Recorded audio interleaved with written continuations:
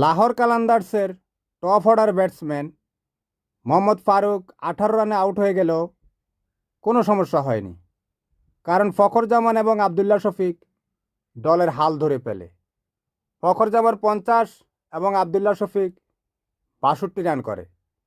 দলের অন্যান্য ব্যাটাররাও দায়িত্বশীলতার সাথে ব্যাটিং করলে লাহোর কালান্দার্স 199 রানের একটা বিশাল পুঁজি দাঁড় করায়।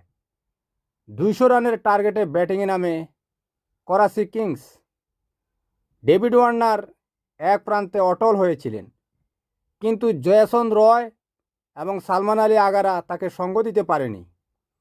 ডেভিড ওয়ার্নার 44 বলে অপরাজিত 63 রান করেন।